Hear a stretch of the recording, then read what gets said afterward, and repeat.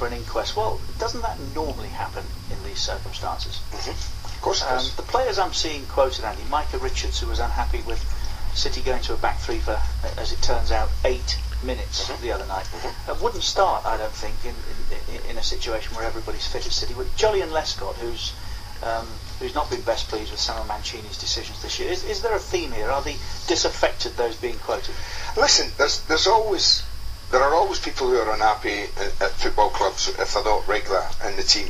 I think that what happened in midweek was, Micah Richards is a really good player and would be very much a part of Roberto Mancini's thinking for the future, I believe. But he was the wrong person to ask about the back three, because he's only played 2 games this year. He wasn't part really of the pre-season where it involved playing 3 at the back time and time again, so that City would have had the ability to change during a game. But let me also say something, Richard. In the 20 years that I've worked on this game, not as a player but as a commentator and as a watcher and observer in many ways, what he did in midweek is no different to Alex Ferguson, Arsene Wenger down the years, Carlo Ancelotti, Jose Mourinho at Chelsea. No different.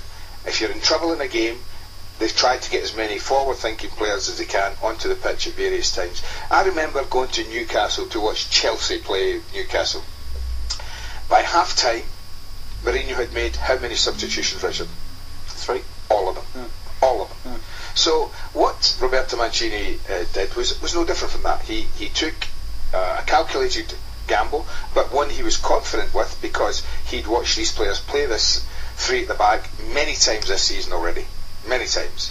And even a couple of times last season, I think, I remember once they went down to 10 men in a game at the Etihad, and they ended up playing 3 at the back with Micah Richards, the right-sided centre-back of the 3. So it has been done before. So I think that the criticism of Mancini, because he went to 3 at the back, is very unfair.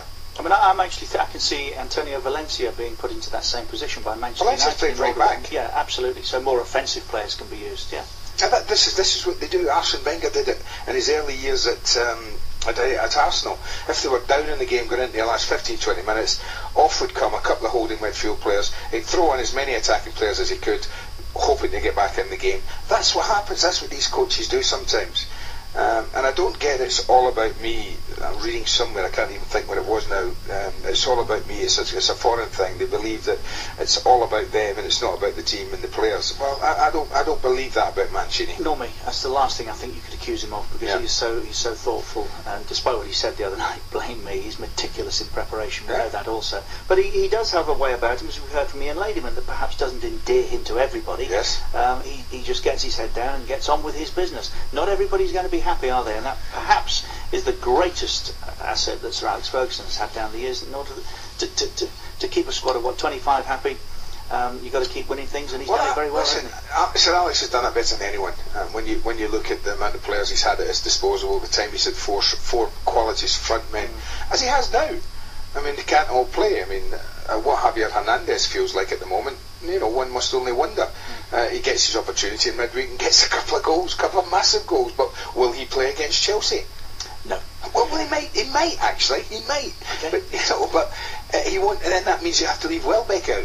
So who's unhappy then? So Sir Alex, he's masterminded the ability to, if there is trouble and if there is discontent in his squad and at his club, he keeps it very much close to home. By the way, here's an exciting one for you. Looking ahead to Monday, we did try yesterday to get